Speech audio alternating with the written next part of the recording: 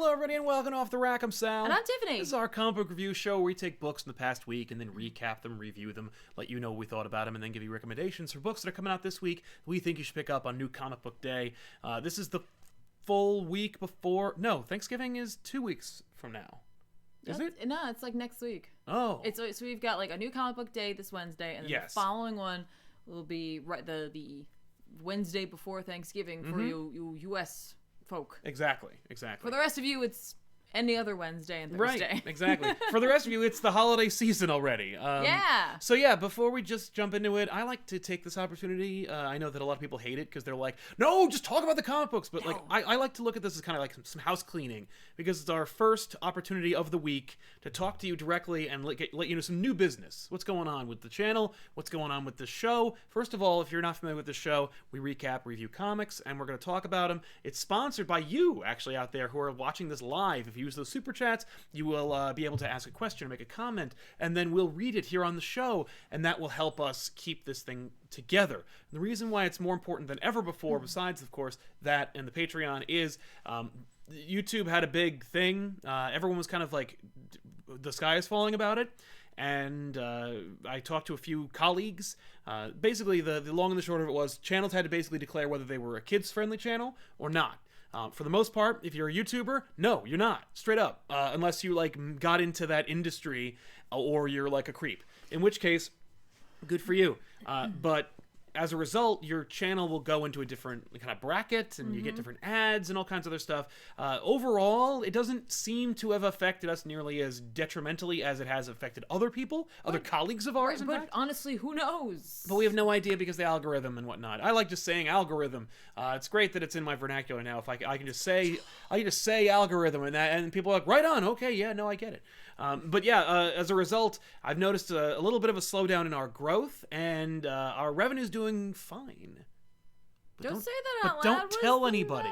No, I just gotta do my superstitious thing. I know. But we're weathering the storm so far, but the winds could change at any moment. So I wanted to mention that because we are seeing a decline in our growth in terms of subs and in terms of views, and that's kind of like the big, killer of new shows, new ideas. In fact, I don't know if you know this, but we just launched a new show called Savage Screen, where we give audio commentaries. It used to be called ComicPOP Commentary or Comic Popcorn. Well, you went with that? Yeah. I went with that. But yeah, it's called Savage Screen. Basically, we're offering commentaries for shows you can find that are legally available. We were originally going to start with DC Universe, but we thought, Disney Plus just launched. There's a slew of Marvel shows that I wanted the gang to watch. So the first episode's out. It'll be a weekly thing. I'll probably drop it Fridays or Saturdays for the foreseeable future. If it, performs. But you might not know that and the reason why you might not know that the show even exists is because looking at the analytics, only 15% of the nearly 82,000 subs we have the notifications on. Oh. Yeah, 15%. Now, by the way, you guys are great. That's pretty good. No, I mean, like the 15%, you guys are... Yeah, you 15%, you notification squad out there. 15% of subscribers. According to YouTube, the average is about 10 to 30%.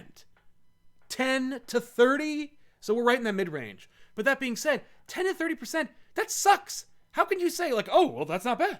Like, 15% of 82,000 subs are clicking the bell, getting the notifications, letting you know when these videos come out. And I promise you, we're not doing 20 videos a week here at 1 o'clock in the morning.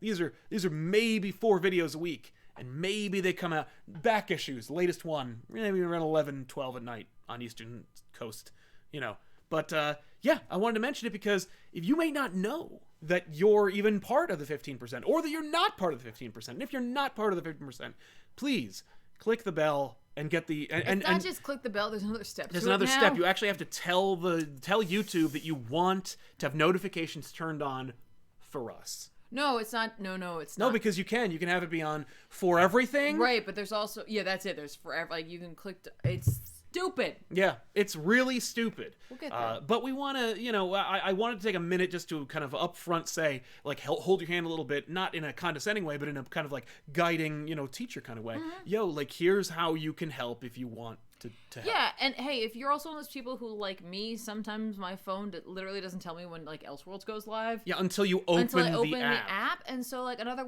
good way, if you want to get those notifications, would be to join the Discord, because Sal posts everything there, and that won't pick and choose. Yeah, and Discord, a little easier to join than, like, Twitter or Facebook or anything like that. But every link for every social media we have is in the description below this video. So please explore. There's a lot of stuff in there. There's a subreddit, there's a Discord, there's an Instagram, a Twitter, a Facebook. It's a lot of stuff. So check that out. So let's jump into them. Yeah. I was going to be like, let's talk about comics. Yeah, before we get into the Super Chats, we're going to talk comics, so let's do that first. I want to talk about Tales from the Dark Multiverse, Blackest Night. Legit almost opened this up to read it, but, like, was running out of time, and then I saw how long this was. Oh, yeah, it is long. And I was like, no. Sal, just tell me about this, because it is written by Tim Seeley, I yep, saw. And with art by Kyle Holtz, who I have celebrated before. I think he's the guy who did the Batman Detective Comics Spectre 2-parter. Oh. Yeah. So he's got, like, a little bit of a Kelly Jones style going on there. So yeah, Tales from the Dark Multiverse, Blackest Night, Tim Seeley, Kyle Holtz. This is what if the Blackest Night event ended differently than it did last time. That's the conceit of the Dark Multiverse series. It's the Underverse evil version of the DC Universe. What if comics? Tempest Fugonaut continues to watcher his way through it, looking desperately for a hero from the Dark Multiverse who can help them with the upcoming crisis that I'm sure Scott Snyder is writing. Yeah, but it's like, it's the Dark Multiverse. I just feel like you're like, yeah, maybe you're looking in the wrong place. In a haystack, yeah. But yeah, so the conceit here is, of course, like, what if Blackest Night ended poorly? Like, what if it ended differently? The idea here being that, like, Sinestro was chosen as the White Lantern to resurrect everybody, and he failed, and he gets taken over by Necron. So he's like a Two-Face type character, where he can, like, he's the giver of life and taker of life, and he's always, like, he's kept in an equilibrium because he's got the White Lantern ring, but, like, he's useless and he failed, and his despair takes over, and that's why Blackest Night continues to propagate throughout the known DC universe on this particular Earth. Okay. By the way, this is a Lobo book. In case you're not familiar with Lobo, he's the main man, the last Zarnian, total badass, Metallica roadie. Is Tempest looking here and being like, could this Lobo be the hero that I need? No, kinda. Because Lobo's the hero of the book, but at the end, Lobo turns out to not be great. But, like, obviously, this Tempest guy doesn't know that, and so, like, I guess whatever hero he finds will be the most badass hero of all. Right. Because they're able to be heroic in the Dark Multiverse. Well, I assume that the heroes... Or to be a child. Well, I would hope that he grabs a hero from each one, like, so that you have like, a Justice League of the Dark Multiverse, a Dark Justice League, if you will. Not a Justice League Dark. No. But I really expect, like, Lois from the Death of Superman story to be selected and stuff like that. But she's not... No, but, like, they want to do good. It's not like it's not like he's going to pick some Black Lantern. He's going to pick somebody who's actually, like, trying to keep back the tide. Yeah. Anyway, so... The idea here is that Lobo is hired by somebody out in the known universe to go get Dove of Hawk and Dove fame, because Dove is the only one who is not infected on Earth. So Lobo goes to Earth, he grabs Dove, they kill a bunch of zombies, Sinestro shows up, he joins the team, now it's the Wizard of Oz, they both jump on Lobo's... I thought Sinestro was infected by Necron. Yeah, no, but he's got the White Lantern ring, so he's neither, and both at the same time. So he's a good guy, but also useless. So the whole team gets onto the bike. They go to, like, essentially New Genesis, or the New Genesian space, where they find that, like, the New Gods have also been affected by the Black Lanterns. Right. Big Bard is in there, the Furies, all that crap, Darkseid as well, and it turns out the guy who hired Lobo was Mr. Miracle. Of course, because he can escape anything. Yeah, exactly. So Mr. Miracle escaped. He heard about Dove. He knows that she's the key to all of this, so to speak. So, he's hoping that he can use Dove. The plan here is he wants to do a magic trick. Kinda. He's gonna go to the Source Wall. He's gonna, like, focus White Lantern energy or whatever the hell through Dove, and then undo the Blackest Night. Basically, resurrect everybody. Right? So they go to the Source Wall. They're ready to go. Barda's there, you know, and Darkseid, and Darkseid obliterates Lobo because Lobo keeps getting caught up in this. So wait, is Darkseid also infected? Yes, he is. Oh. Yeah. But you really can't tell the difference between Darkseid and Blackest Night Darkseid. Okay. Aside from like his cool Blackest Night skin you'd get from like Overwatch or an action figure. Otherwise, I mean, like he's pretty much exactly the same. Okay. Is you know. Yeah. Not a whole lot of change there. Not so much, no. Okay. He obliterates Lobo with the Omega beams, but then Lobo turns out to like reconstitute himself, but he's all over the place. So there's all these Lobos. So there's like 20 Lobos, and they're like, are they tiny? Yeah, they're littler and naked, and they're just like wrecking everything. That's weird. Yeah, I know. So, you know, Hal Jordan and Sinestro's daughter, who are, of course, former Green Lanterns who are now dead, and Black Lanterns, they attack Sinestro. Sinestro uses his White Lantern ring, because the thing is, he can use the White Lantern ring to resurrect you for a second or two, but then the blackness, you know, absorbs them. So he uses the ring to reconstitute them, and then basically they, you know, for a second, so they can be like, nice, and then they go back to being Black Lanterns. So why can he point it on himself on his other half to reconstitute? He doesn't have that idea. Like even just for a second, and then he can use the White Lantern ring. He should. Anyway. So anyway, they the plan works out. They're gonna set things up. They blast the energy through Dove, and it turns out that what really it's gonna do is, through Dove's hope and her, you know, pureness or whatever, it's gonna basically reboot the universe. Oh. And everyone's going to be resurrected, kinda, but more like we're going to get a new universe out of it. Okay. So, yeah, everyone will still die, but, you know, we'll get a new universe out of it. But then, like, everybody will die, so it's okay. Yeah, but Mr. Miracle's like, oh, I can't live without Barda, so he snaps her neck. Just the writer goes, Tim Seeley goes, oh, shit, right, this has to end bad. So then he's like, nah. So Mr. Miracle kills Dove. And then Lobo's like, what? I had a crush on her. So then he guts Mr. Miracle with, of course, his awesome, like, you know, Zarnian hook or whatever. And then Sinestro's like, lol, that was crazy. So basically they decide they're going to still do it, but they're going to reform the universe using Lobo. That's a bad idea. Maybe Lobo's like hope and belief in Dove or whatever will work. So they do it, and it reboots the universe, and the universe is basically seeded with Lobo, so all the creatures that, like, evolve from the ashes of this resurrection are Lobo-inspired. So, like, you got, like, rat Lobos, and ape Lobos, and dinosaur Lobos, and, like, basically, and all the Lobos of the universe are kind of, like, selfish and jerks and terrible, and, you know, so, like, the universe is new and everything, and there's no more Blackest Night curse, except that also everything and everyone is a Lobo, and Sinestro's like, oh, that was a really bad plan. Wait, he didn't get rebooted? Nah, he stuck around. So he's sad. Well, because, like, everything, like, life got rebooted, but, like, all the crap they left behind was still there. So, you know, like, your barn that you left behind in the Blackest Night, yeah, that barn's still there.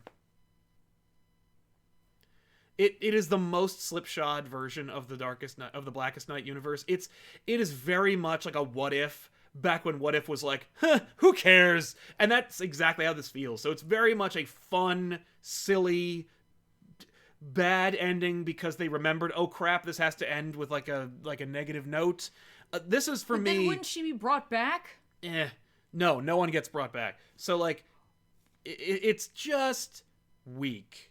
Like, this is the thing where I was like, wow, this betrays the, like, you know, for a little while you think like, oh man, Tales of the Dark Multiverse, this is a great premise, it's gonna, like, it's got legs, it's gonna last forever, like, because there's so many events or moments that you could, like, explore, but then it's like, oh right, like, then you gotta, like, deliberately steer the story in that direction, and this was the first major dud of the 3 issues that have been out. I would say so.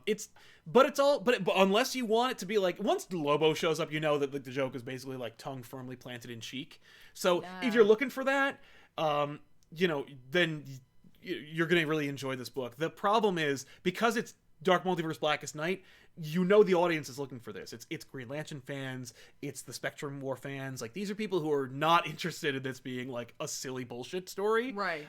And so when it becomes one, you're going to be like, oh, you kind of sold me a bill of goods. Like, once I turn the page, I'm like, oh, Lobo's in this? Which I kind of enjoyed, honestly. I kind of like the idea of Lobo being in it. And Lobo being like, yeah, I'm a good guy. Ho-ho! But I'll try this on. I'll try it. Why not? But, like, also, meh. Like, resoundingly meh to me. All right. That's how it felt.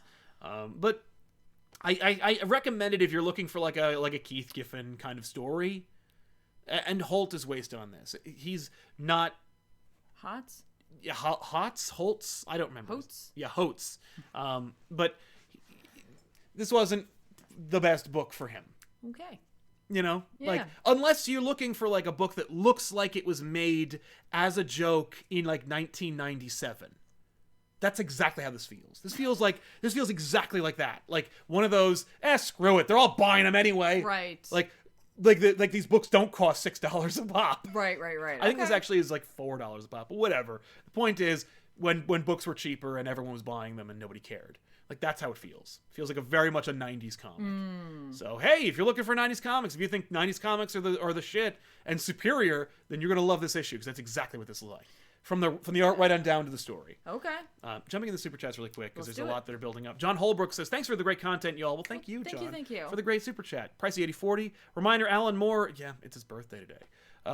Alan Moore, one of the most anti-corporate writer in comics, shares a birthday with Mickey Mouse. Nice. Oh, apparently today's Mickey's birthday. It's funny, Alan Moore's birthday. As a result, people, like, dusted off some 2017 article where he was like, superhero comics are bad, and I liken them to, like, the Birth of a Nation movie. And I'm like, I would love to see you try and explain that to me. Explain to me how your metaphor doesn't immediately break down, but feel free. Eat That Horse. Missed you guys. Well, we were only here a week ago, but we missed you too, man. Thank you. Saud El Thani, jumping back in. Hello, got the free thing from YouTube. Sex Islands. Yeah, Weird Hickman. Yeah, we're talking about X-Men too. We'll talk about that in a little bit. Yeah. He also says, YouTube notifications don't work. I agree. They really don't. I only know from Discord. Yes. He says, yeah. So, yeah, check out the Discord. And Jose Armendariz says, got some birthday money for birthday in 2 days. Figured I'd share it with you guys. Are you going to review this past week's Dark Multiverse story? Well, hopefully you spent your birthday money wisely, because we did. Thank you very much, man. What'd you think of it? Happy early birthday. Happy early birthday to you, man. And Saddle Thani back says, how's your week been? Thank you very much for your generosity, man. Thank you. It is going well. It's only the Monday, but I got a lot of things done. Yeah. So it's coming along. And I got Star Wars. Yeah, you did. James Henley, helping us out. Thank you. And Eat That Horse, thoughts on Justice League Dark getting a new writer on issue 20? Saw it coming. Yeah, of course. Also, am I alone thinking Odyssey, of all things, is strangely the best Justice League book right now? I think so. I know that Williamson said, like after he was off it. He was like, books, whatever. Well, here's the thing. I think, like, it was smart to have the different Justice Leagues running, like, concurrently, because it gave everybody the opportunity to pick one as their favorite. And so, like, I'm sure you're not alone. I think Justice League Dark is the best, but that's because I like the magical part of the universe more so. And so, like, they made a book that was really just for me and for other people who love, like, magic and such. So it's like, they made a book kind of for everybody if you're interested in Justice League at all. So, like, that's fine. I'm glad you found one that you dig. Exactly. In terms of the new writer, we saw it coming. I hoped it wouldn't happen, but it makes sense. But we knew it was going to. It felt like no matter what, it, like, clearly felt like Tynion was, like, wrapping up all of his loose ends to put things back in a certain kind of, like, tight package so that the next person didn't have to deal with every single thing that he set up, which I appreciate that as like a writer. He set up some continuity. He gave them obviously some, like, guidance and some history with this team. Yeah. But he's not making them be like, hey, I left all my toys on the lawn. Can you clean them up for me? Yeah. You know what I mean? So, yeah. No, it's true. Sorry. Noah Koo says Wolverine befriends wolf named Irene. Wolf Irene. I don't know what that means. I'm not sure either, but I feel like we're missing something. I'm missing a big thing because I don't even have context for you. I'm sorry.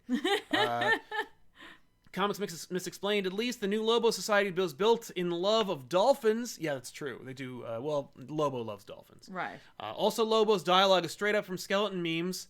The Share Zone, Craig's Twisted Brain, Gangster Popeye. So ridiculous. Yeah, it feels like it. It didn't feel like a Keith Giffen type of story. but it did feel like they wanted it to be. Jake Curran, isn't the source wall destroyed? Yeah, but not by the time they were doing Blackest Night. When Blackest Night was happening, the source wall was fine. By the way, I have a theory about the source wall getting destroyed. Okay. I think that it was editorially driven. I think they were like, because the source wall was a Marvel DC co-production. Oh, I think they were like, get rid of it. It's not happening. I think they were doing. I think that was like a thing. I think they were like, get rid of it. Get rid of anything referencing it. If anyone finds out, they'll want us to work with them again. No. Okay. It felt really weird. Okay, let's go. And Manav Vora says, love you guys. Love you too. Thank you very much. Thank you. You should do a visit to Main Street Comics in Jersey. Well, depending on where it is, I just might. It's in Milltown, which looks like it has a 732 area code, so maybe. It's not far. Okay. Also, do you think Tim Drake looks like a main player with Jeff Johns' Rebirth ideas, but seems wasted now? Agree or disagree? I didn't see him really doing much. I think when he was part of the whole, like, when Mr. Oz was a thing, and when, like, clearly he was going to play a role that was not what Bendis did with him, he might have been. I think it was more that Tim was a piece, was a pawn. And I think everything from the 90s that he pulled was a pawn. Like a use that, like, Johns wanted to reference, and so I don't think he was going to be a major player, but I think he was definitely important. Or at least he was being used. Right. By Johns for plot. Okay. So, yeah. What else do you want to talk about? Let's talk about... I don't know which way to go here. Let's talk about Conan. Why not? Yeah, Conan. Let's do it. Why don't I have anything open and ready to go? I don't know.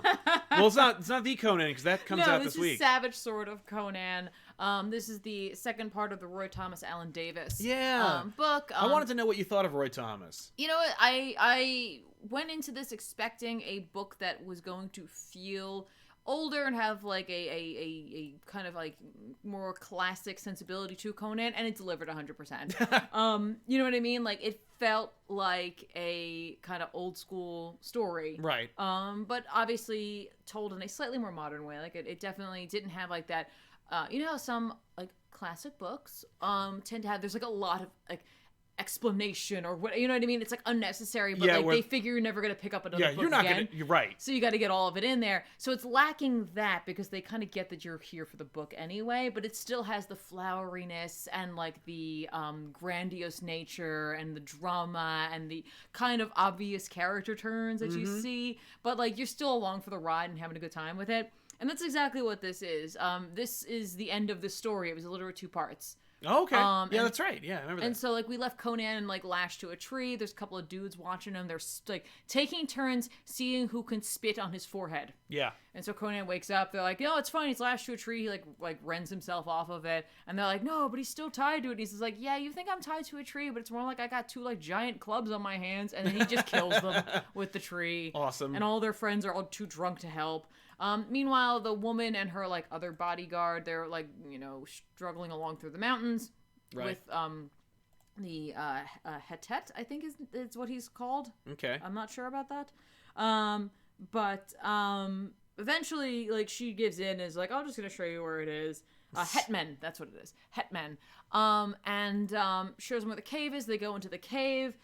They find the crystal, the dark crystal that's there. Oh. It's literally called a dark crystal. Are there any Skeksis in there? No, but there are crazy bat creatures that are like guarding it, and they're all roosted in the ceiling. They kind of look like big vampire-y bat kind of things. Okay. But they're up there, and then, like, it turns out that, like, this woman who brought them there, she has this ring, and in the ring there is a piece of the crystal. So the crystal isn't whole. Oh. And so the Hetman wants to get the crystal. The bodyguard reveals himself to have magic, and he was along for the ride. He's like, I knew the crystal was here. I knew you had it, but you had the map, so I tricked you into thinking you found me. Right. But you didn't. Ha-ha! And then Conan shows up, and Conan's, like, yelling at the Hetman. He's like, yeah, no, don't worry. None of them are going to touch you. Because I'm going to kill you. Right. Because that's my job. Right. Awesome. Like, screw you. So, he, like, totally just throws the guy off of the side of this platform that they're all on. Mm-hmm. And, gets the woman, and the woman's like, wow, you came back? And he's just like, is it really so hard to believe? I kept my word here? Come on, let's go. So look at me. Yeah, look, I'm a man of my word. But don't forget, he's the one that like went to that tribe that was there and was like, I'm gonna take you on under my wing and turn you into a fighting force of extraordinary magnitude. I remember that, yeah. But like, so she didn't really see that coming. And meanwhile, the other bodyguard is grabbing the crystal. All the bats wake up. They're not attacking the crystal, and he's just like, no, it's cool. If you give me a ring and I put it in here, then I'll have total control over them, and then I can like, rule any kingdom I want, and that's my whole shtick. That's his plan. That's what I want. Okay. So with bats. Yeah. I can the crystal really is just like I can control bats with it. But they're like crazy. I mean, they're horse bats. They're gigantic bats things. And Conan like picks the chick up and he's running along and he like stabs one of the bats and he like just pauses for a moment. She's like, "What's wrong?" And he says like when he like thrust his blade into its chest, like he felt like this chill cold. Oh. Of like as though it had been thrust into a chasm of times lost. I was like, okay. Deep. Thanks. But I'm just saying, like, no, that's cool. Conan's like, yeah, no, this probably is not good. No, good line, though. Yeah. It's better than that. I didn't say it appropriately, but it's pretty good. So anyway, cool. Guy, like, gets outside the cave. Conan and she are right behind him. They're trying to catch up to him. They're, like, trying to stop him, essentially. And he's like, you know what? I really thought that I was going to get the crystal, get the ring. I tried to, like, lag behind so you could catch up so I could take the ring from you. But, like, I'm thinking instead I'm just going to close up the cave so that I can live. Yeah. Because those bats are coming. And I can't have that. So he, like, casts a spell to, like, collapse the cave in. Yeah. And, like, Conan's, like, running up the rubble as, like, only Conan, I guess, could. That's a cool visual. Yeah. And as he's, like, jumping and running and things are falling down around him, he takes his sword and he throws it into the guy's neck. Yeah. And the chick's like, you, like, took the risk of, like, doing that instead of actually, like, getting close enough to stab him. He's like, I didn't know how long the spell was going to be. I don't have time to take these risks. Yeah. Bats are still coming. Obviously, they want the crystal. He's like, all right, give it to me. We're going to throw it in the cave. She's like, no. No, I need this. I came here for this. This is what I came for. And he's just like, And then he, like, basically puts it all on Front Street. It's like, she killed her brother in order to get the crystal, and she wasn't going to, like, not have it now. Right. She pulls out a little dagger. She stabs Conan in the side. Aww. And, like, she's like, give it back. Like, give me the crystal, and, like, it's already gone at this point. And then, like, a bat comes up and, like, takes her away. Because, like, she's like, oh, you're too weak now. You're not going to be able to, like, come and, like, kill me because you're, like, I stabbed you and all that crap. Yeah, and then he's just like, no, you're right. I can't reach you in order to stop the bat that's going to take you away. What? Yeah. And so she's gone. The cave collapses in and of itself because the bats now have the full crystal, and it's, like, as though they want to be shut off from the rest of the world. Right, so like, they cave it in. Yeah, they cave it in, and Conan's like, cool. And then he goes back and he takes over those guys, and he, like, is going to train them. Okay. Conan's like, I mean, look, I kept my honor. Yep. And I still get what I wanted. Yeah. So overall, like, Conan, 10 out of 10 adventure for him. Yeah, coming up Conan. Yeah, Conan's very pleased with this. So, like I said, this definitely had, like, a really, like, classic feel to it. Obviously, for, like, obvious reasons, I should say. Yeah. And it was a lot of fun. Like I said, they did kind of cut back on some of that unnecessary, like, explanation. Right. That's cool. So it was fun. It was cool. I'm glad I checked it out. I don't regret it at all. No. And I can't wait to see what comes next. Yeah. Nice. How'd you like Alan Davis's art? I love Alan Davis. I think he was better a little while ago, but he still manages to keep it together. Yeah, no, it's interesting. I can definitely see the talent there. I don't know if modern colors are the right coloring for his work. Yeah, no. And so, like, it was fine. It was good, and, like, it definitely had that feel. Like, we've seen Conan, like, a couple of iterations of him based on whoever's drawing him and what have you. Yeah. This had the most, like, I am reading an old school Marvel Conan. That's cool, though. Yeah, that's a nice experience. He's got the bangs, whatever. It's just a very old school look with this modern color to it. So nice. Kind of neat. Joey Troyer says, TV Little House for the win. Thank you very much for the nice reference. That was what we used to be called. Noah Koo says, Wolf Irene is Wolverine equals Wolverine, who's explaining his thing. Again, we missed that. I don't know where Irene comes from, but I do appreciate that. Like that, yes. If you were to pronounce it separately, it would be like literally that like zoomed over our head. Yeah. Supermax says, would you consider reading Red Sonja? Russell Run has that good political moves with that Russell commentary, not as actiony as Conan, but still engaging. I have a number of Red Sonja stories. We actually just gave one away, a big old book. I don't know if we'll be working with Dynamite ever again, but like I will say we do have a cool Red Sonja story left over from something that we might do one day. Moreover, we'll probably do Conan if we ever cover one of those two. Yeah, it might be Conan, or maybe that Wonder Woman Conan, or that's what something with Conan. Yeah, I mean, here's the thing. I would love to just do the Aaron Conan, however this turns out. Right, when it's wrapped up, that'd be dope. But I don't know if there's much of an audience for that. But it's just such a stunning story. Yeah, well, the Titan Zero says, "What do you think Jason Aaron's up to? He's done with that Thor and off Conan after 12. All he'll be writing is Avengers. He'll probably be doing some kind of event." Yeah, that's fair. It's gonna be sad, but like the Conan book is just so tight. Yeah. That like I can't not like give it to him. No, it's true. Yeah. I read Fallen Angels #1. I was kind of hyped about this book.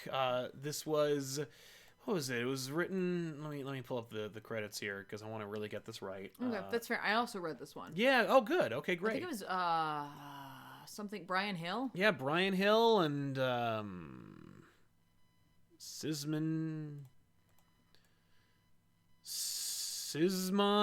Kudranski. There you go.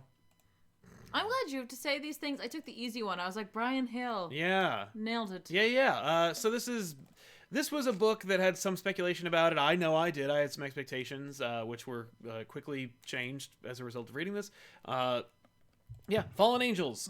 We saw what Betsy Braddock Psylocke was up to. Now she's Captain Britain and everything. What's Psylocke doing? What's her story? I don't care at all. But let's get into it. We have a little flashback about... Well, no, it's not a flashback. It's actually... It's like happening? It's like happening, but it's also clearly like echoing what happened to her, I guess. Little girl destroys the subway train. After putting a piece of machinery or like a computer kind of like chip thing on the side of her head, and yeah, she is on Krakoa. This is to say, Psylocke, and she was visited by the voice of what is purported to be God, and God's like, you got to leave Krakoa, you got to go to Earth, you got to like do some stuff. She asked Magneto for permission to leave because, of course, Professor X is still dead. Oh my God, Professor X is dead, you guys. And I totally believe it. Well, and he'll be dead forever. What I liked about that was that it's connected. Well, yeah, and it answers the question of when does this take place? Yeah, it takes place right after X-Force #1. Okay, got it. Right, I guess, because I feel like he won't be dead longer than X-Force #2. But yeah, so Magneto and she have a fun little back and forth. Where Magneto's throwing his weight around, enjoying being in charge. Yeah. Mr. Sinister basically calls him out as such, because he's like, go talk to Sinister. Sinister's like, yeah, maybe I'll help you. I don't know. I'm a closed book. I'm hard to read. Yeah, it's fun. Yeah. But you gonna help me or not, man? Yeah, I don't know. Anyway, you should go talk to young Cable, because we need more people in this book. So she talks to young Cable, and he's like, and he and Laura Kinney are like beating the crap out of each other in front of a bonfire during a love-in with the X-Men, because these two, man, they're warriors. This peace. They don't want this. So they're written out of character. And so they join up with Psylocke, and they go on this adventure to leave Krakoa. She only Laura does. Yeah. Well, but he'll be joining them later, because he's on the cover. So, they go to Japan, and they find, and they realize that they young girl had a butterfly tattoo, and it was I think Psylocke has that too, and so what's going on here? So literally, she's got this butterfly tattoo. We've been seeing flashbacks to when she was Kawanan. Yes, Kawanan. And Kwanan? There's an extra. There's an extra syllable. Kwanan, maybe it's Kwanan. Yeah. And we've been seeing those flashbacks to her being trained and raised as such, and we come to a flashback in which we don't see what's happening really off panel, but that clearly she fell in love with a guy. They got busy, and she had a kid from it, so they killed the guy. They take the baby away. They're like, we're not monsters. We're not going to kill the baby. No. But we are going to mark it with a butterfly, and so if you ever find this kid, then the fate was meant to happen. Right. But otherwise you're never going to see it again. When they run into a contact of hers in Japan where she wants to learn more about this. Yep. They mentioned the fact that there's a new drug out on the market called Overclock. It's like slow-mo from Dread. Remember except that it is a a techno-neurological component that you put on your head. Yeah. And so it really isn't drugs involved as much as it's affecting your brain directly via this component. Waves. Yeah. Yeah, that you put on your head. Clearly that's what the little girl was using when she was... Yeah, and so, like, they show her, they're like, I want to see it. Show me, like, look at this video from, like, the train. Yeah. So they pull that up, and the girl has the butterfly tattoo. So now, like, Psylocke's like, that was my daughter. Yes. Like, that's it. Like, I guess, like, fate has determined that I'm involved with this now. Because it's like, that you, like, my daughter died because of this, so now I'm in. Yes. She and Laura, like, kick a bunch of ass and take some names. The woman will not tell her where to go to find this Apoth, which... Apoth is the god who contacted her and said, this is my name, go get me. No, he says, your enemy's name is this, and then you realize it is him later on. Yeah. And that, like, there is, like, it's, like, the introduction to this concept that, like, man, now that the X-Men are out of the way... that, like, man can now evolve as it should, and it seemingly will involve technology, which is obviously what Hickman was kind of setting up in terms of, you know, what was going on in Pox in the future. Yep. And, so she's like, I can't tell you where Apoth is. Like, I'm, like, not supposed to, and B, he'll kill me, that kind of thing. So, Psylocke uses her powers, finds out the location. They go to this, like, farm where, like, Laura's like, there's no guards. They're not making drugs here. And she's just like, no one would look here. That's why there's no guards. Exactly. So that you don't look here. So they open this barn up, and there's just all these kids standing there, and they have these black eyes, just like the girl from the beginning of the story. Yeah. And then they just die, basically. Right. Well, they get turned off. Yeah. Well, I think they say some stuff, and then they die, and then there's one left. Yes. And Apoth is there, and is speaking through him. He's like, I'm not Apoth. Yeah, Apoth leaves one little kid alive to speak through him, and he's like, hey, this is just a speaker. Here's the thing, like, I'm a song, man, whatever. Like, at the end of the day, like, get out of the way, mutants, because, like, this is where it's going, so just stop looking. Right. Really the key. Even though I literally sent you a engraved invitation to do this. Or they didn't. You know, there's some other things going on, obviously, in the X-Men universe, so it's like, well, I'm not sure where this came from.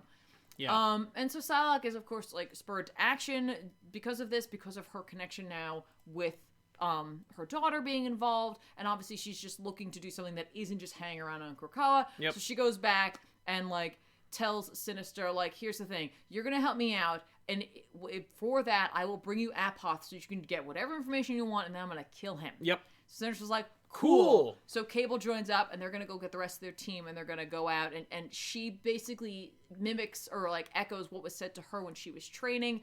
That, like, they're like, what are you talking about? They're like, you're caterpillars, and I'm gonna turn you into butterflies. Because the idea here is that, like, X-23, Cable, and whoever else they're gonna recruit for their team, have not yet realized their full potential under the direction of Psylocke. Yeah, well, then they will. And, like, it's interesting, too, because, like, what Laura says, the reason that she wants to go is not because of the necessity to fight. No. But because she doesn't want to live in the shadow of Wolverine. Logan. Even though we've already been through that already. That's fine. But, like, in this new world, I guess, maybe, like, when they're on an island together. Yeah, like, maybe. That's it. Like, you literally now have just this island that you're all living on. It's like, you can't help... Right. I guess, but be equated to those around you, just like Betsy, because Betsy shows up in this for a minute because she wants to chat. Yep. And Psylocke's like, nope. I'm not talking to you. I'm not talking to you. Yeah.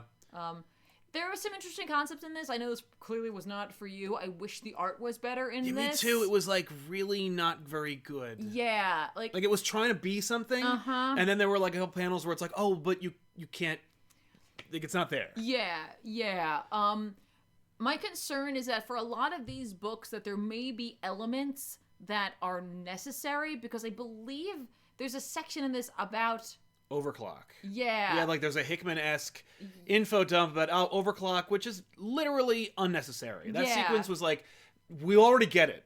And then they were like, here it is again, because that's what these books are doing. Right. They do the Hickman thing. I did read through all of it, and some was interesting, because, like, the overclock thing is actually a worldwide pandemic. Yeah. And concerning the fact that simultaneously, mutant, like, the mutant drug is, or the Krakoan drug is being, like, obviously given to those countries who have made treaties with Krakoa and sold on the black market, and then you have this other black market drug, and they're talking about how there's going to be this eruption between, like, standard drugs and, like, this new thing coming in. I'm just like, I'm wondering if the Apoth thing is actually going to be something that's tied into the book that we saw this week. Yeah. Or not. I doubt it. We don't know. It feels very unessential. Okay. But, yeah. The fact that Sinister's being pulled into this, you know what I mean? Just like Apocalypse has been pulled into the other books, and obviously, as we saw in this week's X-Men, there's a little more emphasis on that, and we'll get to that at some point. Yep. But you know what I mean? Like, it's just difficult to tell if like this is a filler book or this is literally is going to serve one purpose, and then that's it. Right. Yeah. So that happened. Yeah. I you know what it was? Like, for me, I'm just like, I'm just so down for this like new X-Men continuity that I was like, okay. Oh, okay, you're doing this. Cool, whatever. Yeah. I'll check out the next one. Right. I won't. I know. The Terror of Death says, long time no see, guys. Sorry I haven't been on in a while. School and such. Anyway. Chance of reviewing DC 1 Million Supreme Power anytime soon? No. But one day. Maybe. If we're still around. Also, good luck in school. Yes. Keep it up. Jordan Cooper, hey guys, hope you're well. Love this channel. Any chance we're going to see more commentaries? Loves another X-Men animated series or Avengers Earth's Mightiest Heroes? Yeah, man, we got 3 episodes. Well, 3 episodes done. 2 episodes coming, unless no one watches them, in which case that'll be the end of the show. Right. But I'd love to do that. I don't want to make it just Marvel, so we're going to try and delve into like other DC shows and stuff like that, movies and whatnot. So it's really up to you guys. If you watch Savage Screen, it will succeed. If you don't, it will die like so many other shows. Killa T Storm says, did you guys read Far Sector? I thought it was really cool. We did, and we'll review it very soon.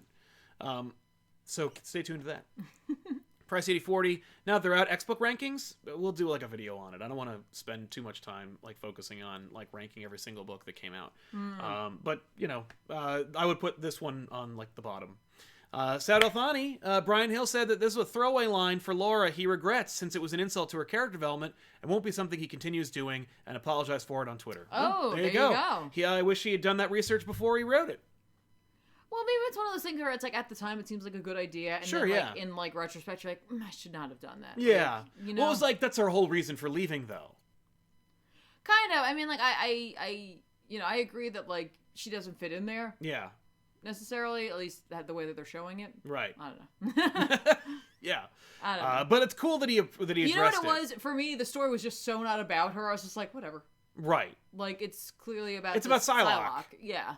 Which is funny because there's also Betsy Braddock, so it's like, I can't tell if Hickman's, like, overall, like, ruling was like, okay, I want both Psylocks involved with this.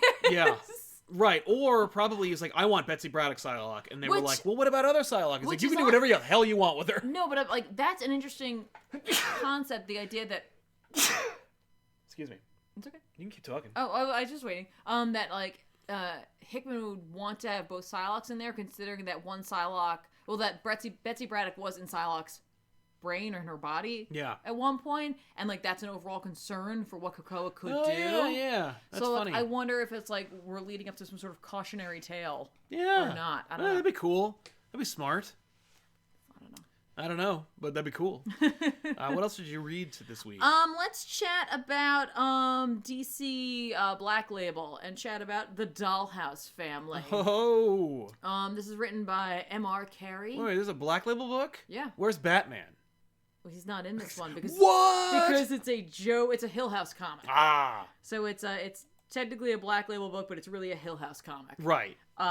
Because nothing's a Black Label book. Right. Well, this is like basically I think the concept here is they wanted to do Hill House comics, but they probably were afraid what the hell's a Hill House. Right. So let's stick it in Black Label, and then eventually we're gonna separate them. Yeah. Well, and it's like the book does say that it's curated by Joe Hill. Sure. And so if you're a Joe Hill fan, you're like, okay, I'm probably interested in this. Yeah. Then. So I picked it up, and it's great. It really is. I really, really enjoyed it quite a bit. It definitely captures that Vertigo vibe, in my opinion, better than...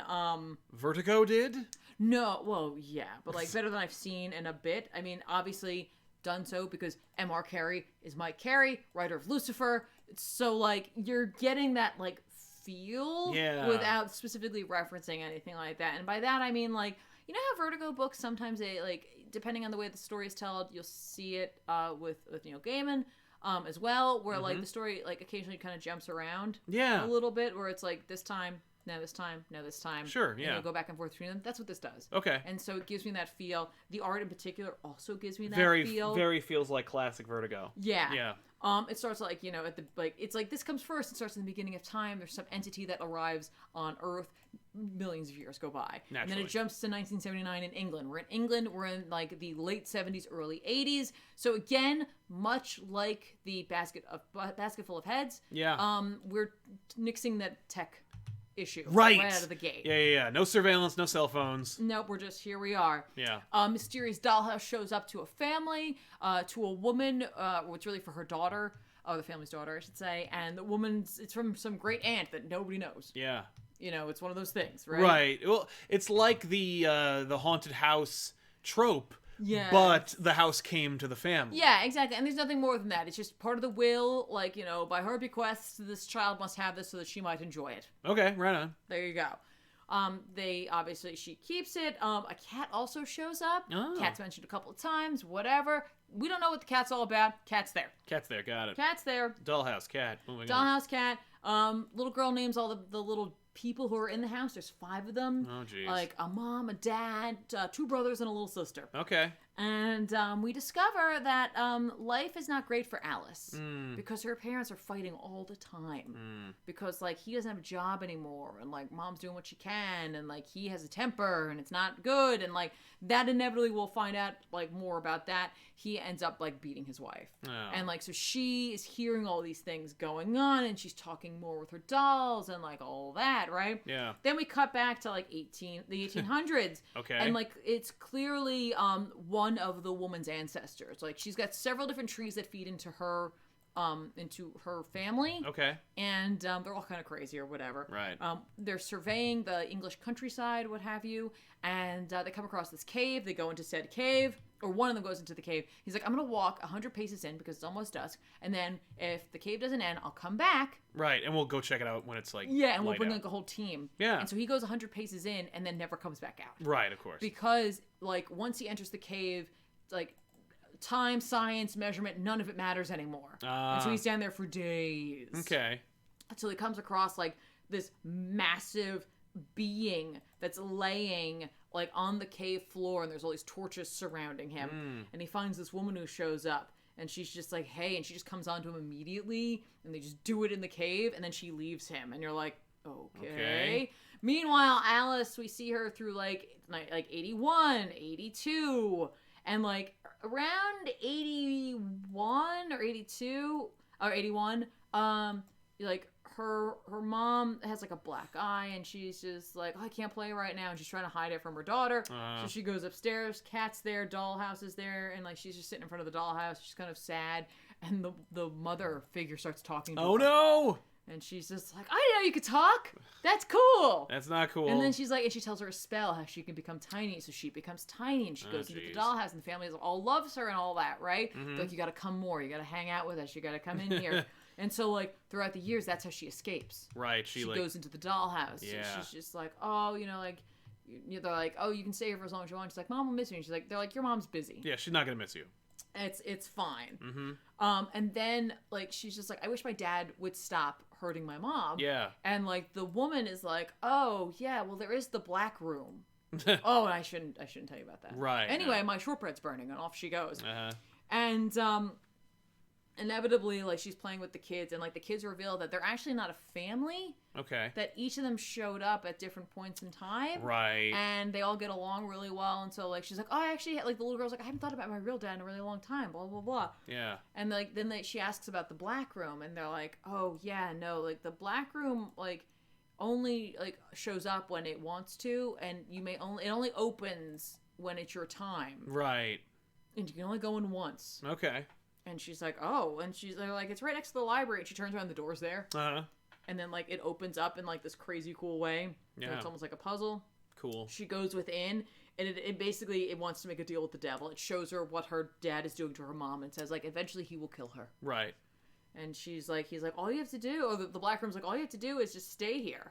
Like, you just you become part of the dollhouse, and I'll take care of it for you. Right. And, like, she's like, oh, I don't know if I could do that. My mom would be too sad. And so, like, he's like, the black room's like, oh, like, you have to make a choice because there's only so much time, and time's ticking. Right. And so, like, it pushes her back out of the dollhouse. She becomes big. She's thinking about it. It's like, if you love your mom, you got to do this. Yeah. So she goes downstairs. Her dad's like, like, oh, watch out, there's nails on the floor. Like, he keeps telling her he loves her and stuff like that. At one point, he does threaten her as well to her mom. Okay.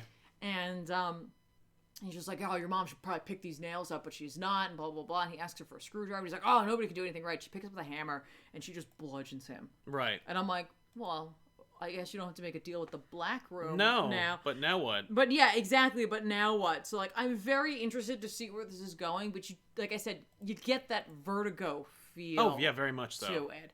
And you get those kind of classic horror tropes where it's like old Victorian house, but it's a dollhouse, which is creepy all by itself. Mm-hmm. This Black Room, like, you know, some giant, like unearthly behemoth. You know what I mean? Like, there's this really classic nature to it, and Carrie obviously is a very skilled storyteller as well. Yes. And so he can really handle that jumping around point where it's like you're learning a little bit here, you're learning a little bit there, and it's all gonna like coalesce into like a solid story. So I literally can't wait to get the next issue of this. Because like I said, like, in the absence of like true Vertigo, what else are you gonna? Yeah, well, you get Image basically. I saw a lot of talk that was basically like Vertigo died when Image was born. That's fair, but I mean, like, this again, because of who's writing it, has that really deep connection. So cool. I'm down. Yeah, check it out. Saud Al-Thani, by the way, shed a little bit of light on that. He said Brian Hill wanted Kwannon. Kickman had nothing for her. He just was like, I don't care. Okay. That's not, if you know, it feels just like that. But again, like, I just literally came up with a reason. It's really too bad. Yeah. Well, Hickman won't play with that. No. Denton Films is nothing. If nothing's Black Label, then everything is Black Label. That's not how that works, Syndrome. Yeah. So Far Sector. Yeah. All right. This N.K. Jemisin. N.K. Jemisin and Jamal Campbell. Jamal Campbell, of course, Naomi fame. Mm-hmm. Far Sector introduces a new Lantern, a temporary provisional Green Lantern. I guess that's the idea here. And she is at the farthest sector that, like, ever. Like, farthest away from everything. Okay. And so she's on this, like, crazy planet, which is called... Nildweb? Yeah, it's basically Nildweb. Like, it's like everything has a ridiculous like name that's very long that explains like where it comes from. It's very Darmok in terms of like where like what people are called. Oh, really? Oh yeah. No, it's about like, you know, people's names are where they like who they are and where they were, and then like if they're more important, it adds like more things to who they were, like, and they'll be there forever, it says, you know, that kind of thing. Mm-hmm. And so basically there's a murder on this planet that it by the way, I just did a Rai video, and if you've ever read Rai from Valiant, it's like New Japan. It's this crazy technological society that like looks like it's superior, but there's caste system and and like sectors, and there's haves and have-nots, and you know, people don't die unless you want to, but suddenly people start dying. It's the same exact thing. Like you're in a faraway place. It looks like Earth, but it's also crazy technologically based, and you know, like people don't die here, but someone did, and and so they specifically asked for a Green Lantern to come in and investigate because they've never had one, or they haven't had one in a long time. Right. And so they're like, what do you think? And like the attending cop or whatever is completely at a loss, has no idea what to do. You know, our Lantern has no idea what to do either because it's their first murder and their first experience basically being a Green Lantern at all, which is kind of funny because it's like, why would you send this like greenhorn Green Lantern to this place, you know, that has... I mean, I guess because they're like, whatever. Right, like... well, because the Guardians don't give a shit, which I've said a million times. Yeah. But yeah, like, check out one character is going to be important. Citizen of the Cliffs by the Streaking Ice. And what's funny is this book... Okay, so the whole point is new Green Lantern shows up, new planet we've never seen. Planet seems utopian, obviously it's not. Something rotten in the state of Denmark. There's a murder, first time ever. They have the person who killed them in custody. Mm-hmm. And so what is the mystery then?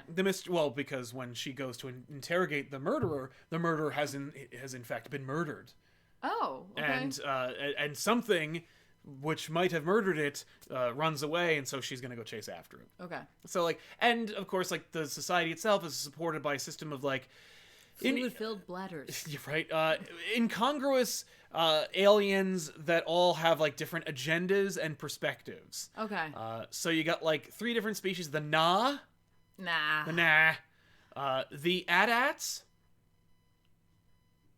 which are called the symbol @. The @ats to handle social media and stuff like that, which of course, yeah. And the Katapi, or Katopli, I should say.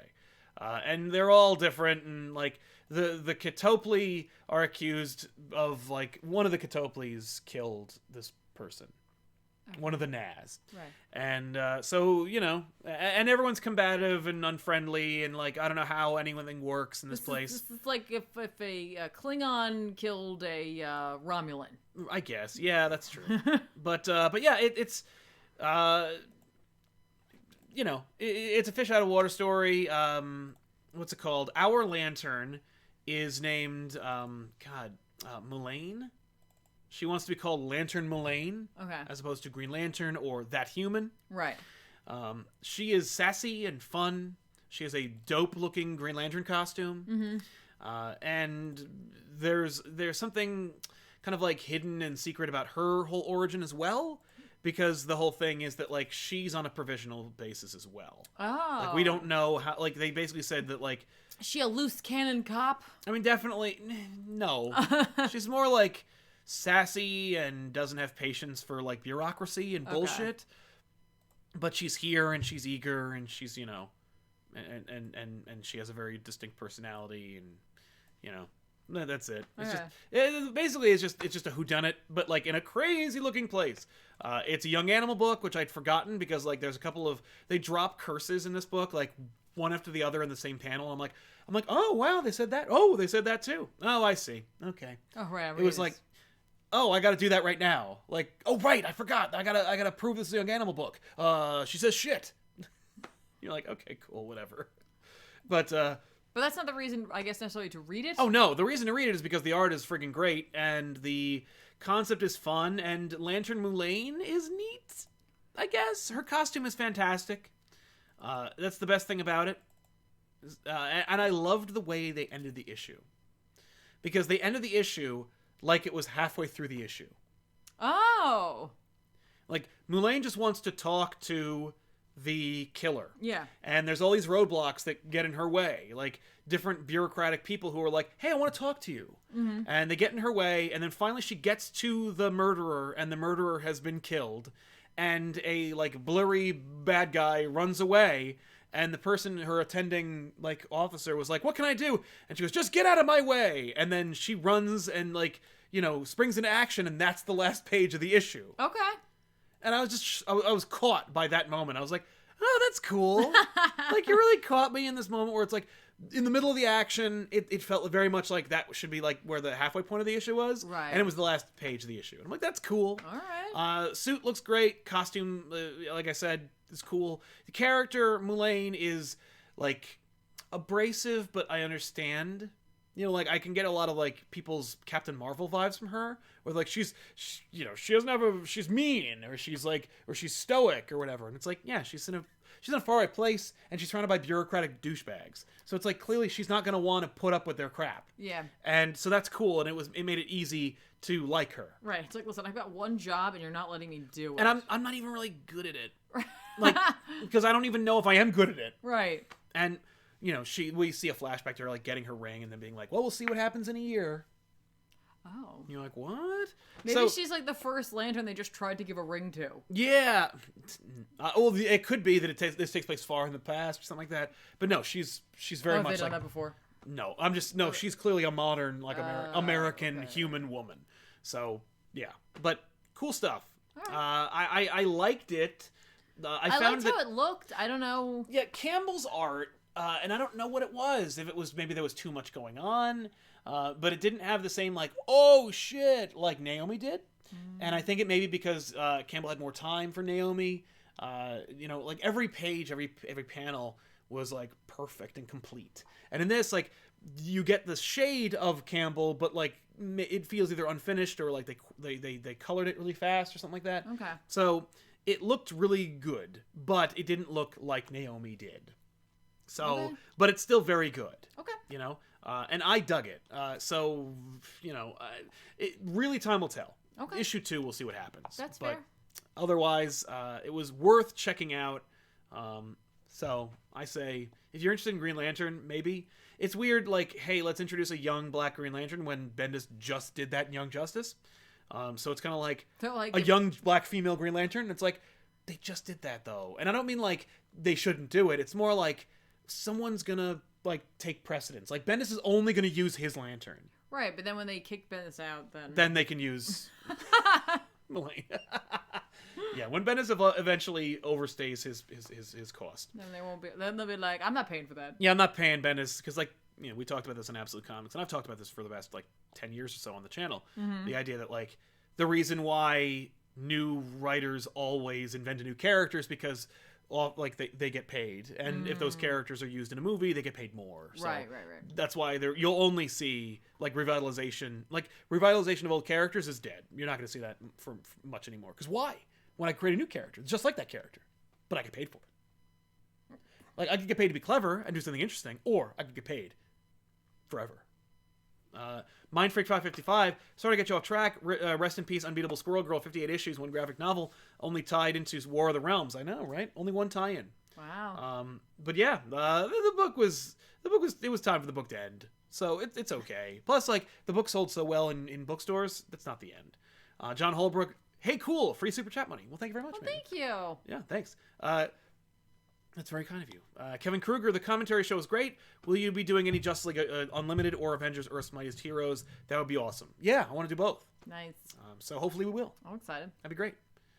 So yeah, what else did you read? There's only one more book keeping us from talking about X-Men #2, guys. Oh no, what is it? It's Family Tree. Family Tree. I don't even know what this is. This is an Image book I pimped out last week that I was excited for. Yeah, that's right. It's a horror thriller story written with, I think it's written by Jeff Lemire with art by Phil Hester, because it just says Jeff Lemire, Phil Hester. Yeah. It could be some sort of amalgam, because Lemire does both. Right. Anyway, this is another horror book about a little girl and her family. I was like, seriously, what? 2 in 1 week, but it's from 2 different publishers, so fine, whatever.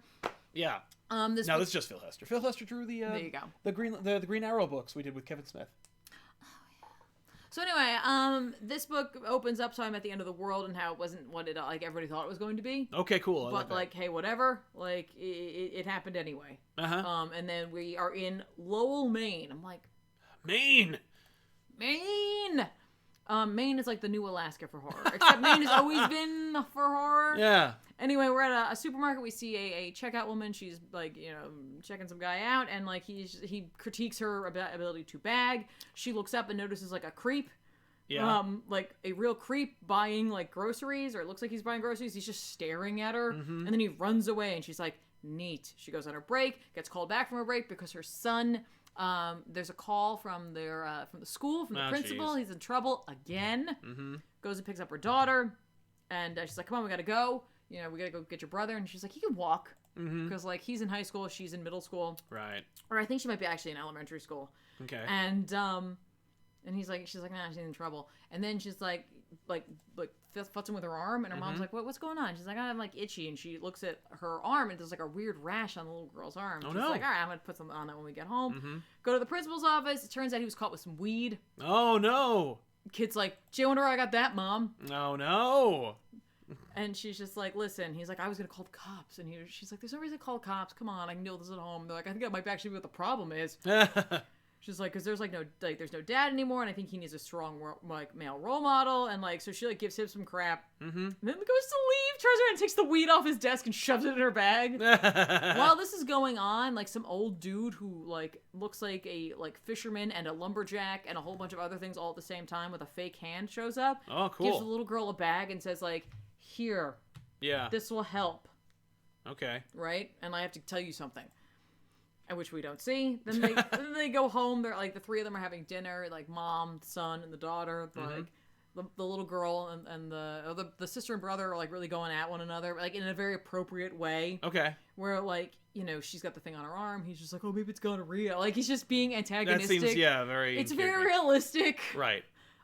She reveals her arm. It looks like roots are growing out of her skin. Oh no. Her mom's like, okay, I am not equipped for this. Yeah, exactly. And then like she's like, I think it's on my back too. And she mentions the fact that some stranger came up to a person with a fake hand and gave her something. They pull out the bag. She mentions there's something on her back. She reveals her back, and there's a straight up branch growing out of her back. What? Which is amazing because mom just is like, okay, all right, we have to go. Yeah. And the son's like, where? Right. She's like, I don't care. Get in the car. We're going someplace. Someplace I don't know. Yeah. So they get in the car, and we see a quick flash forward to the future where, like, Lowell itself is overgrown. Okay. And, like, he talks a little bit about, like, how, like, you know, like, hindsight's a thing and blah, blah, blah, and how, like, people are always trying to, like, pull from the Bible and, like, make events that are happening in real world, like, connected to it. Yeah. And he's like, and I guess in hindsight, there were some things that could have been connected to that. Yeah. Like the 4 horsemen, like, maybe, I don't know, we could make that work. There was, like, pestilence, and there certainly was war and all that. Mm-hmm. And, like, the dude who's, like, being creepy at the grocery store stops their car as they're driving. And, like, a bunch of guys jump out and they take the kid and they're, like, holding the mom back and the brother doesn't know what to do. Mm-hmm. And then all of a sudden one of them gets shot in the face. And it's revealed that it's the old man. Oh, man. And he's like, hey, Loretta, long time to see. Like, it's a long time no see. And it's their grandfather. Oh, cool. And he has a wooden hand. Nice. Oh, no.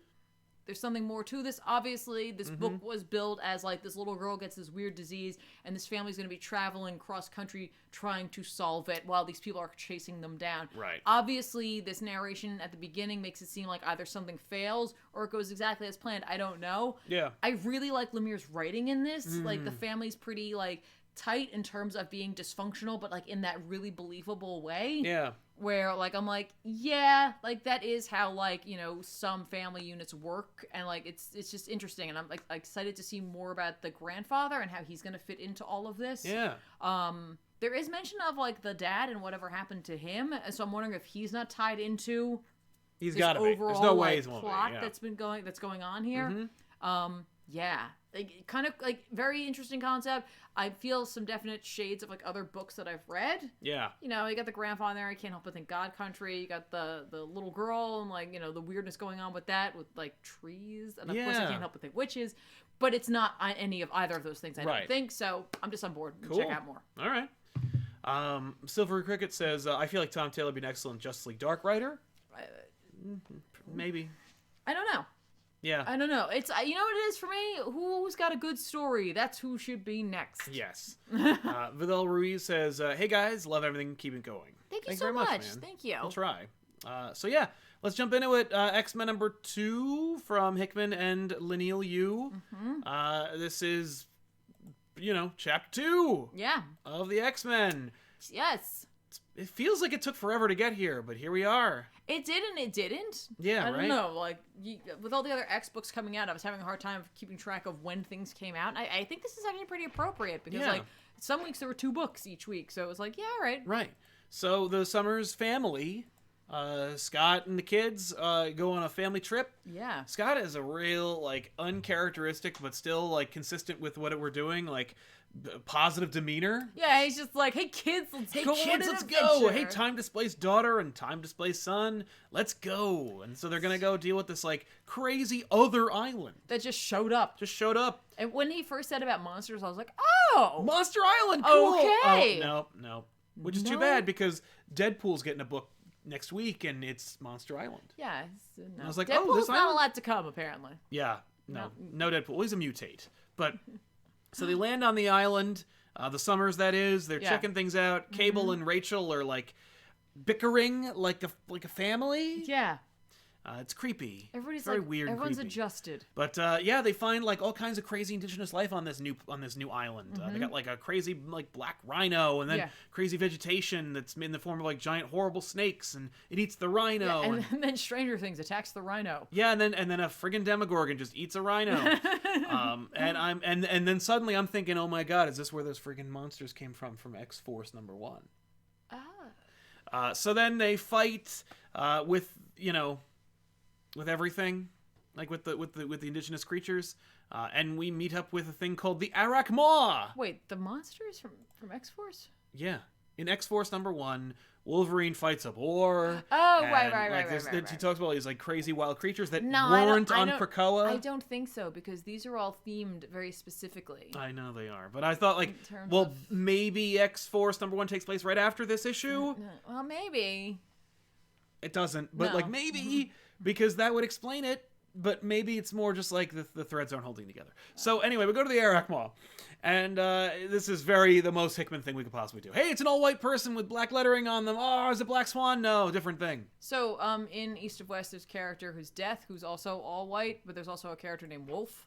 Yep. Looks just like this. No, he does not look just like this. Wolf is a big guy with no hair. Yeah.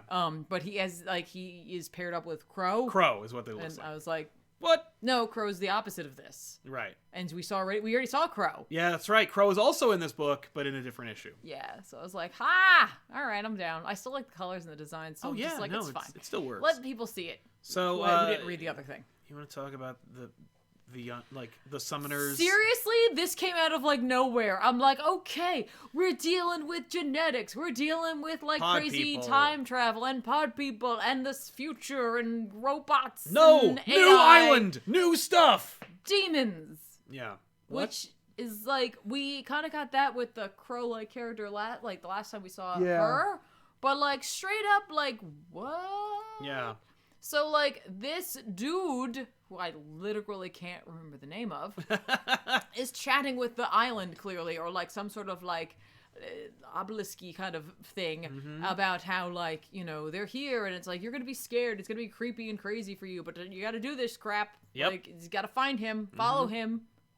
Yeah. Who's him? Who are they talking about? It's cool, we'll find out. But we talk a lot about, the summoners, and how there's different levels of summoners, of in terms of I guess the magic or the demons here, they can, here we go. It's the low level summoners, they can summon a demon. The next level up, it's a higher level demon and a horde of elementals. And the high summoner, they can summon I think it's a horde of elementals and 3 major demons. And up to, but not including three major exactly. Demons. And this this little guy, he's a high summoner, so he's summoning all kinds of things. So. Yes. They come across him, yeah. And they're like, "Hey, what's up?" And Cable just tries to kill him. No, immediately. No, he does not. No, he does because they talk to him, and then he goes "I gave you a gift, and it's a grenade."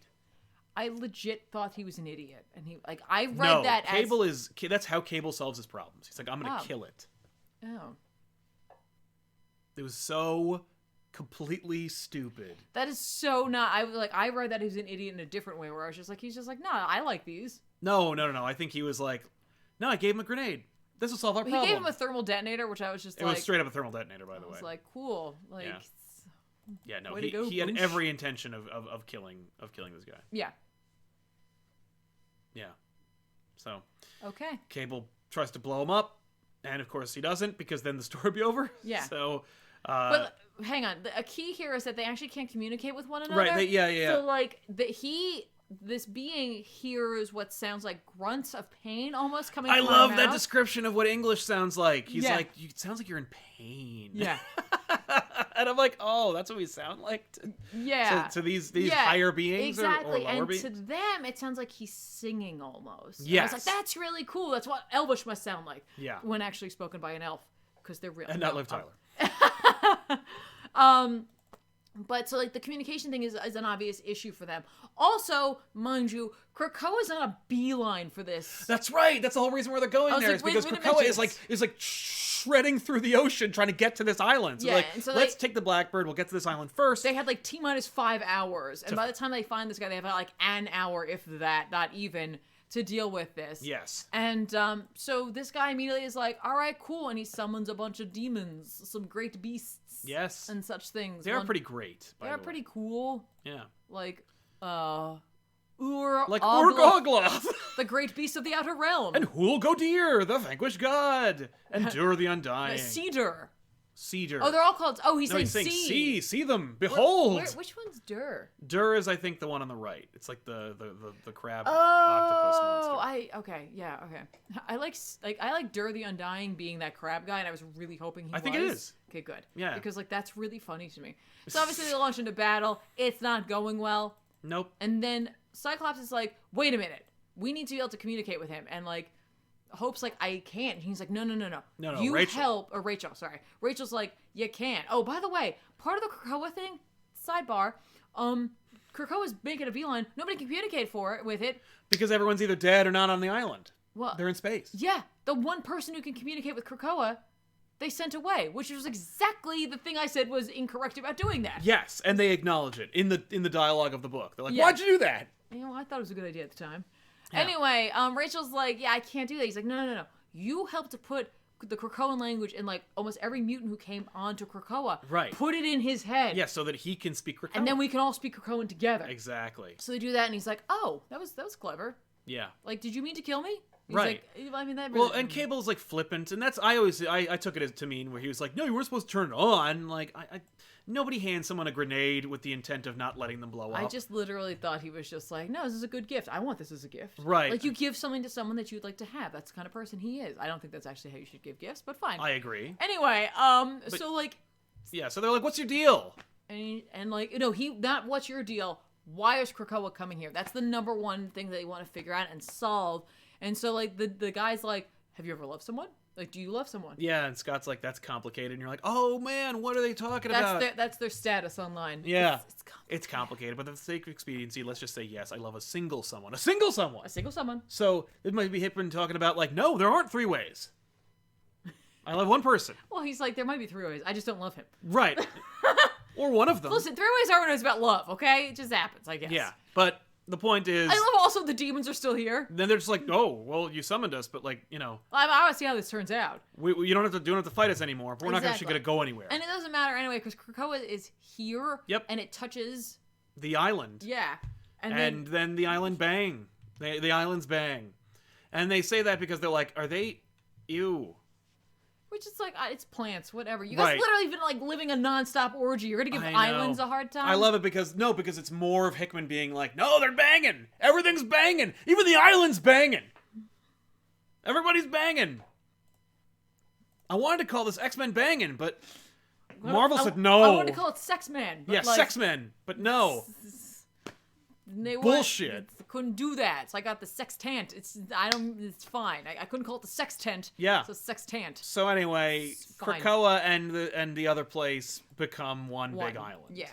And we see it's like kind of near where Emma Frost's area is, or like the Hellfire Club's area is. Yeah. But it's off limits. Right. And like, so he's just like, they're like, where are you going? He's like, nowhere. I live here now. Right. Exactly. This is where I live. Yeah. And then we find out who he is. Oh, that's right. And who is he? Who is he indeed? It's Apocalypse. Oh man, what? Yeah, and Apocalypse is like kind of aware. Oh, Apocalypse. This is all part of Apocalypse's plan. Right? And like, he's just like, hey, did you run away or were you sent? And like, he's like, I would have stayed if I could. Yeah. I would have stayed if I could, but like, Araco, is having a hard time right now, and you need to help. You need to save us. Right. So this is War's son. Yeah. And he's like, okay, but I'm here now. So then, who's the other one? Right. Whose kid is that? Yeah.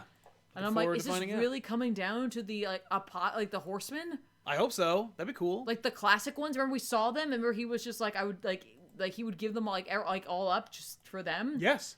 Yeah. Like he's gonna abandon like I guess the like dream of like mutants not only having equality but also taking over to save them. Is that going to be the Achilles heel of this whole thing? Yeah, and that'll be a big war between Apocalypse and Xavier, and that'll be totally dope. Yeah.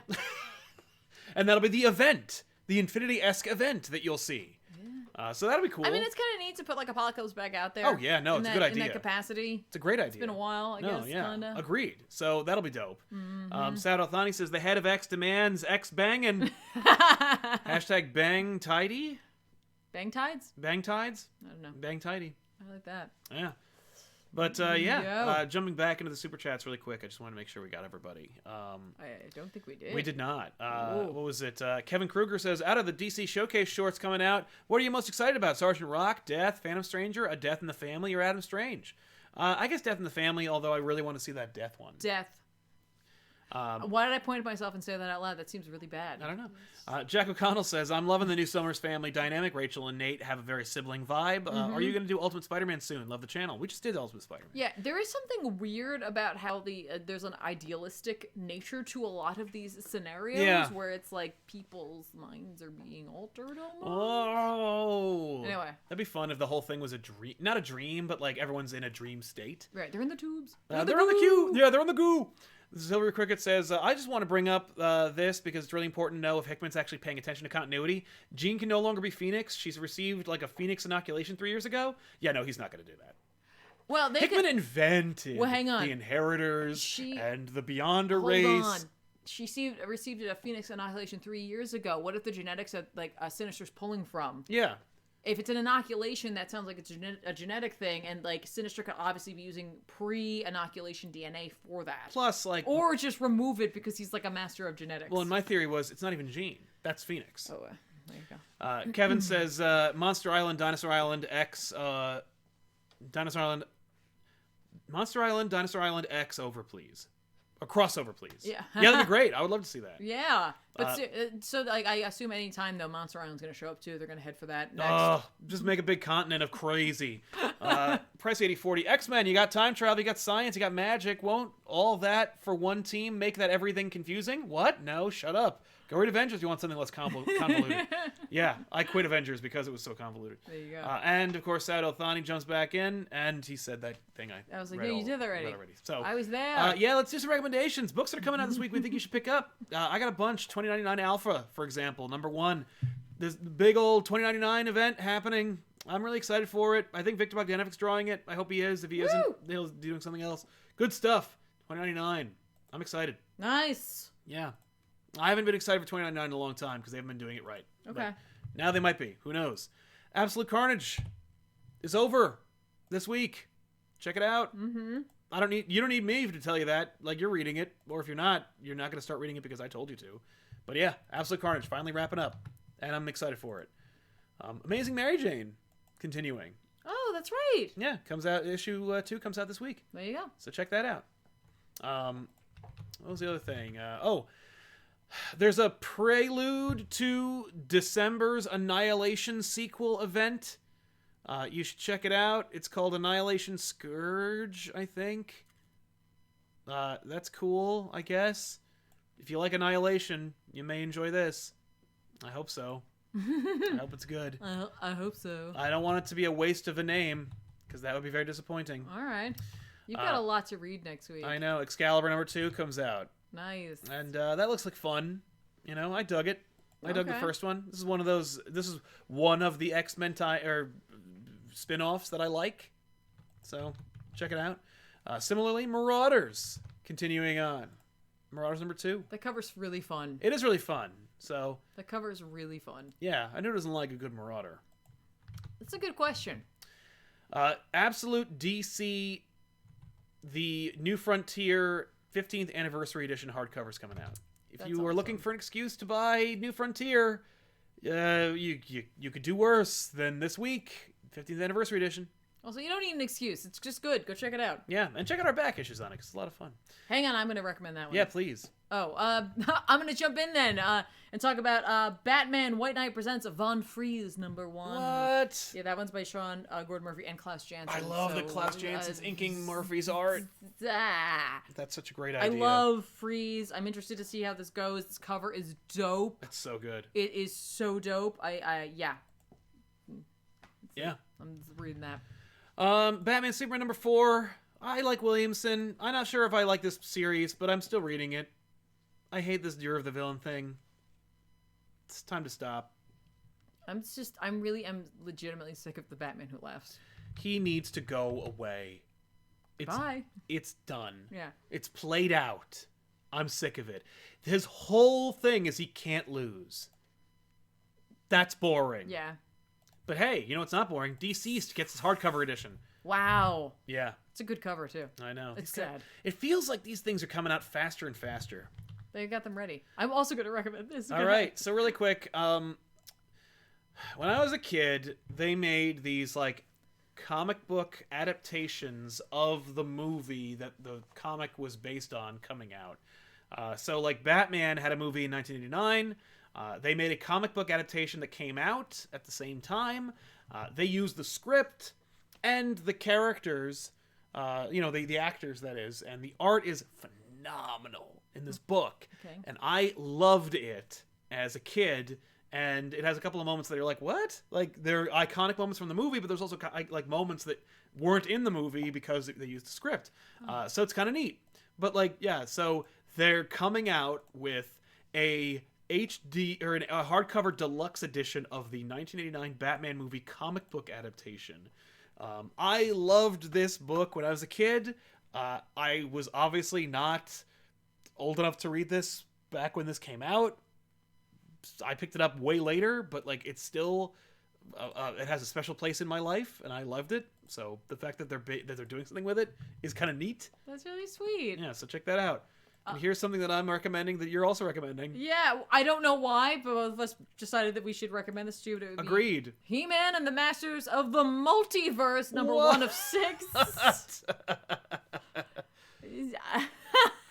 DC's obsessed with their multiverses and their anti-verses, and this is the scourge of anti-Eternia as unleashed on the multiverse. Sweet. So...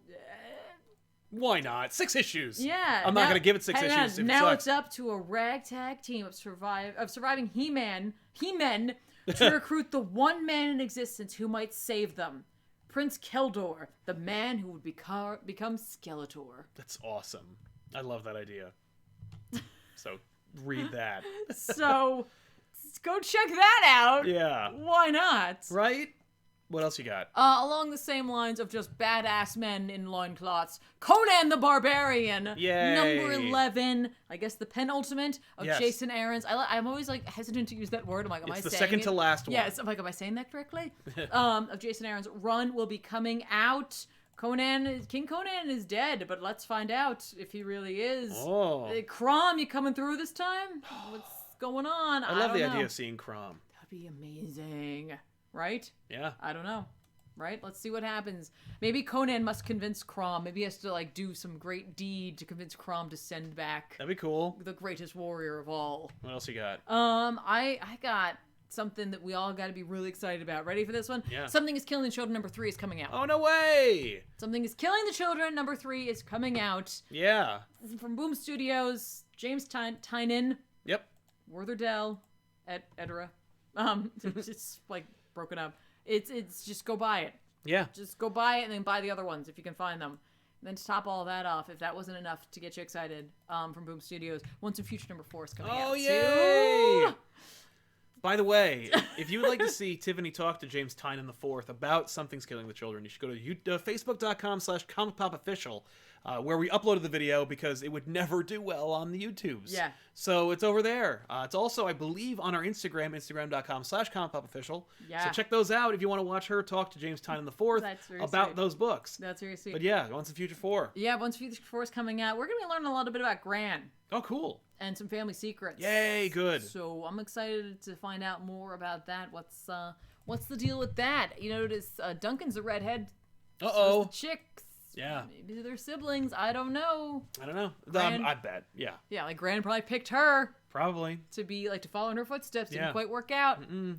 So Duncan's up at the plate. So yeah. I am excited. It's cool. So listen, we want to thank you so much for hanging out with us. Check those books out on Wednesday, and of course, if you and don't forget, you check out what's coming out the following week too, because then you might want to save some stuff to read over that Thanksgiving break if you're in the U.S. If not enough comes out that week.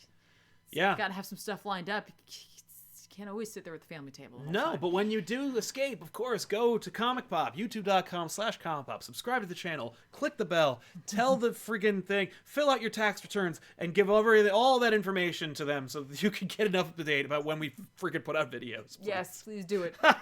But we want to thank you so much for hanging out with us, and we want to give a special extra thank you to our sponsors for today's episode, those super chatters out there. Thank you all so much for your generosity and for your thoughtfulness. We really, really appreciate it. It helps out the channel in a big, bad way. So that's it. We'll see you guys next time. Thanks a lot for watching. Thanks, I'm Sal. guys. I'm Tiffany. So long, everybody. Bye, guys. Bye-bye.